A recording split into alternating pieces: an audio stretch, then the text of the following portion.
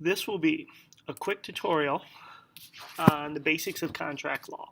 First of all, a contract is simply an agreement between competent parties based upon genuine assent of the parties, supported by consideration, made for a lawful purpose in a form required by law, which essentially means that two people both genuinely agreed to make this contract, that each party got something in return, and the contract was legal. And we'll talk about those things later. The basics for a contract, what you need to have is an offer, acceptance, and consideration. Those three things. If those three things are present and everything else is legal and fine, then you have a legally binding contract. If you lack any of those three things, the contract is not legally binding. So what are those three things? Well, an offer is simply somebody offers to do something. I will paint your house for $100 or $1,000. That's an offer. Or I'll buy that car or for $20,000. Or I will sell you my car for $15,000. Either way, that's an offer. You got to have acceptance. Acceptance can come in just essentially the person accepts that offer. It could be a handshake. It could be, sometimes it needs to be in writing. A contract needs to be signed. Sometimes it might just be a simple affirmation. Okay, I accept. Things along those lines. And then there's got to be consideration. And consideration can come in three forms. It can come in the form of money. It can come in the form of property, or the form of services, or any combination of those things. So a loan would be money for money.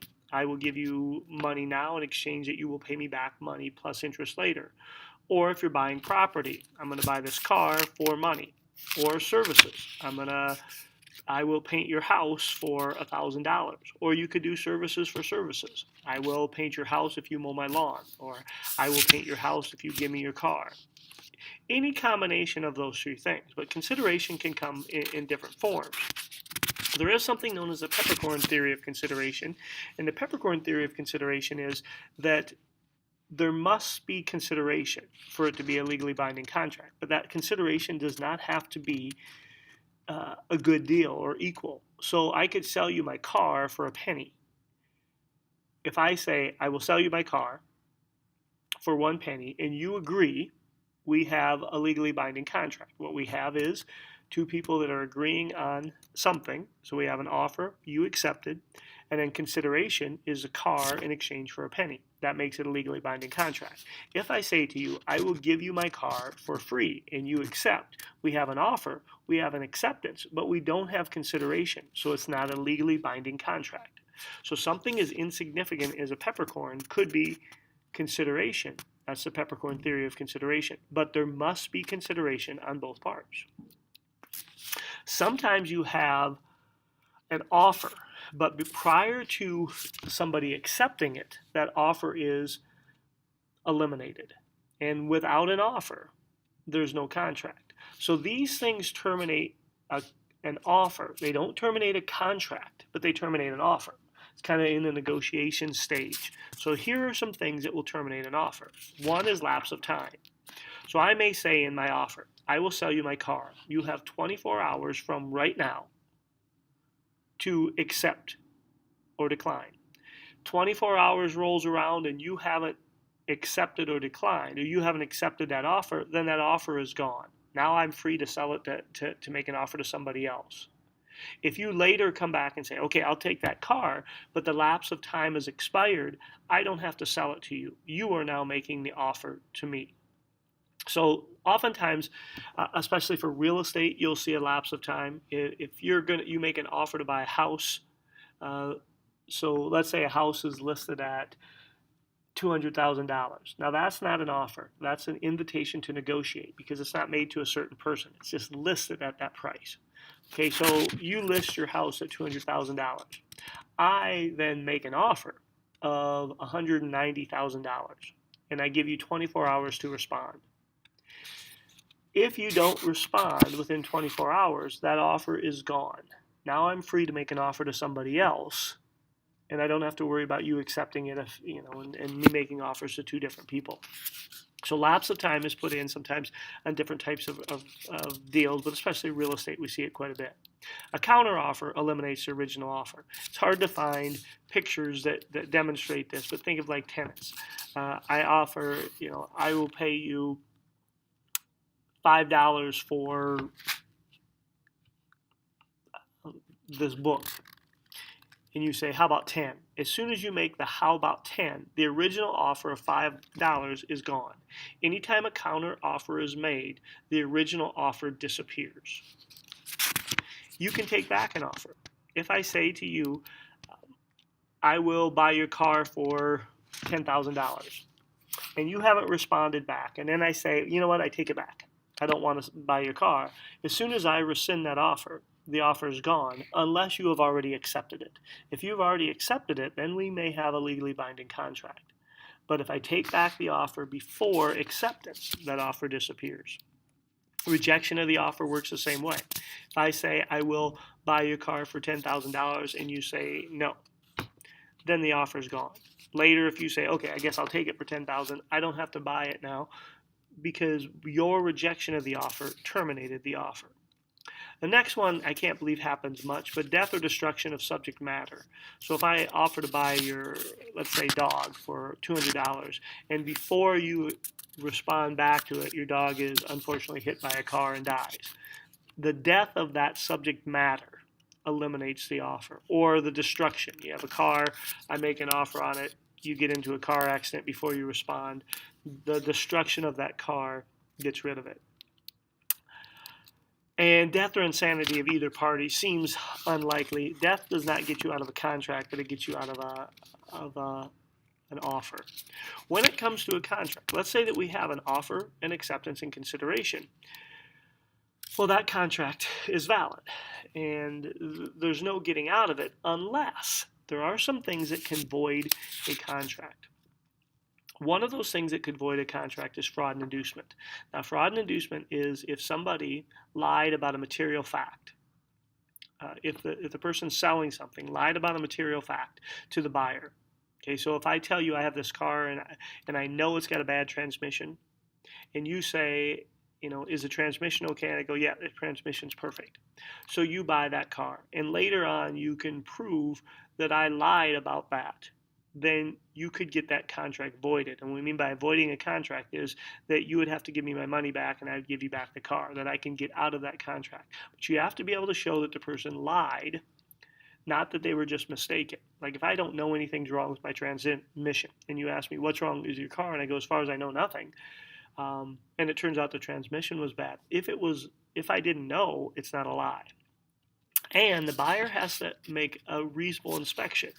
So if you take the car for a drive and obviously it's not working right, then you should have picked that up. So you have to make a reasonable inspection. But if you can prove that the seller lied about something important to the detriment of the buyer, and the buyer had made a reasonable inspection and didn't notice it, then that contract could be voided. And when we may be voided, the courts could say both parties get back what they originally started with.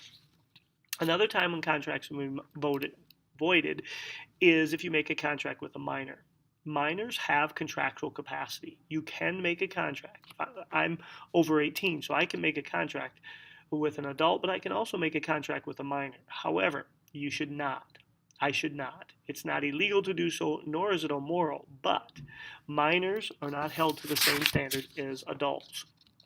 So, if I make a contract in South Dakota with someone under the age of 15, the minor can rescind that contract or void that contract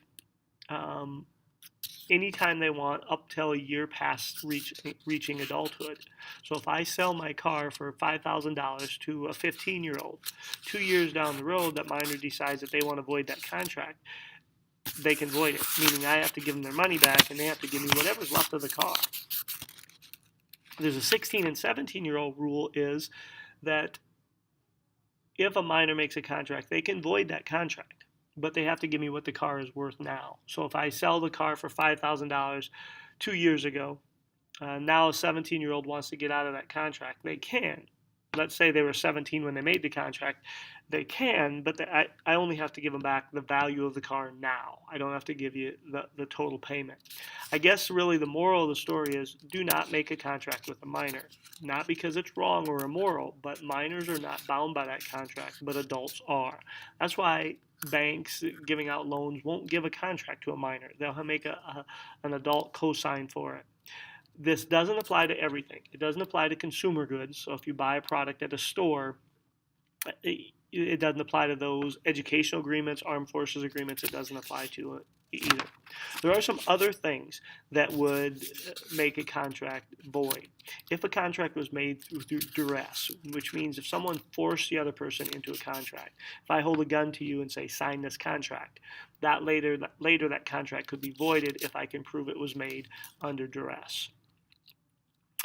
If one of the parties is judged to be mentally insane, they don't have contractual capacity in South Dakota. So let's say that you take advantage of somebody. Let's say you have a next door neighbor who has a dementia, and you make a contract to buy their car way under the amount that car is worth. That family of your neighbor could maybe get that contract voided because your neighbor does not have contractual capacity if they have been judged to be mentally insane. It's trying to protect people from being taken advantage of because of some kind of mental disorder or mental condition. Convicts in South Dakota do not have contractual capacity. Not exceptionally important. I can't really think of a scenario where that would come in, but nonetheless it's true. And the other one that's kind of important is illegal acts. A contract for an illegal act is unenforceable in South Dakota. So if I say to you, I'll give you $100 if you break into cars and steal, change out of cars, and you agree to it, and then you don't do what you're supposed to do, you don't break into cars, I can't sue you for breach of contract because the contract itself was for an illegal act. So normally, if we have a contract and you're supposed to paint my house for $1,000 and you don't do it, we have a breach of contract. I could sue you for that. But because this is, breaking into cars is an illegal act, it is not enforceable in South Dakota. The last thing, contracts do not always have to be in writing, but in South Dakota, they have to be in writing if they cannot be completed within a year, if they are for buying real estate, or if they're buying goods valued at $500 or more. So if I'm going to buy your car and it's worth $1,000, that contract needs to be in writing. If I'm going to buy your computer that's worth $100, it does not. So remember that first definition. Going back in here, what is a contract? A contract is an agreement between competent parties based on genuine assent, supported by consideration, made for a lawful purpose in a form required by law. Now, the form required by law means, is it in writing when it's supposed to be? Okay, made for a lawful purpose, again, as long as it's for a legal act. An agreement between competent parties, meaning both parties have the genuine ability to make this contract. Both of them agreed to it, giving genuine assent to it. And both parties give something. Doesn't have to be an equal value, but nonetheless they have to give something. That, my friends, is the introduction to contract.